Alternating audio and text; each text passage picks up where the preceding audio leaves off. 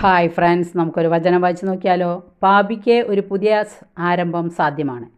ഒരിക്കൽ യേശു പറഞ്ഞു, നീതിയെ വിജയത്തിലെത്തിക്കുന്നതുവരെ അവൻ ചതഞ്ഞ ഞാങ്ങണ ഒടിക്കുകയില്ല, പുകഞ്ഞ തിരി കെടുത്തുകയില്ല. ഇത് മത്തായി സുവിശേഷം 12-ാം അധ്യായം 20-ാം തിരുവചനം. ഏഷ്യ പുസ്തകത്തിന് വായന 42-ാം അധ്യായം 3-ാം തിരുവചനത്തിലും ഉള്ളതാണിത്. എന്താ നമുക്ക് നോക്കിയാലോ. യേശു തന്നെക്കുറിച്ച് തന്നെ പറഞ്ഞ ഒരു പ്രസ്താവനയാണിത്. പുകഞ്ഞ തിരി വീണ്ടും നന്നാക്കി കത്തുകയാണ് യേശുവിൻ്റെ പ്രവർത്തന രീതി. പുകഞ്ഞ കൊള്ളി പുറത്ത് എന്ന് മലയാളത്തിൽ ഒരു പഴഞ്ചൊല്ലുണ്ട്. എന്നാൽ യേശു പാപികൾക്ക് വീണ്ടും അവസരം നൽകുക എന്ന അഭിപ്രായക്കാരനാണ്.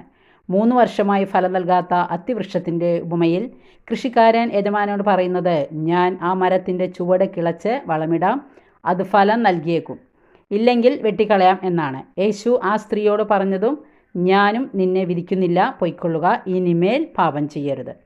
കഴിഞ്ഞ കാല തിന്മകൾക്ക് പരിഹാരം എന്ന പോലെ പരോപകാര പ്രവൃത്തികൾ ചെയ്യുക. Okay, thank